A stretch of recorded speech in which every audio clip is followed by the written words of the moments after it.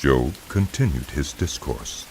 How I long for the months gone by, and the days when God watched over me, when his lamp shone on my head, and by his light I walked through darkness.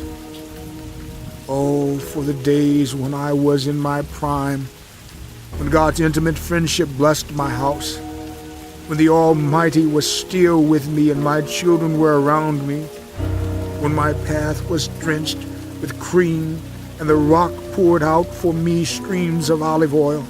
When I went to the gate of the city and took my seat in the public square, the young men saw me and stepped aside, and the old men rose to their feet. The chief men refrained from speaking and covered their mouths with their hands. The voices of the nobles were hushed, and their tongues stuck to the roof of their mouths. Whoever heard me spoke well of me, and those who saw me commended me, because I rescued the poor who cried for help, and the fatherless who had none to assist them. Those who were dying blessed me. I made the widow's heart sing.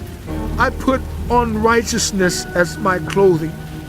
Justice was my robe and my turban. I was eyes to the blind and feet to the lame. I was a father to the needy. I took up the case of the stranger.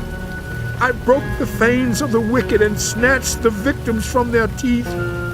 I thought, I will die in my own house, my days as numerous as the grains of sand.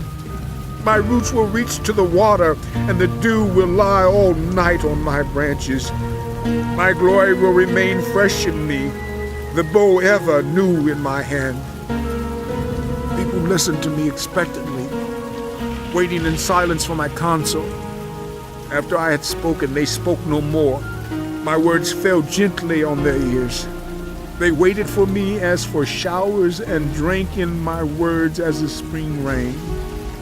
When I smiled at them, they scarcely believed it.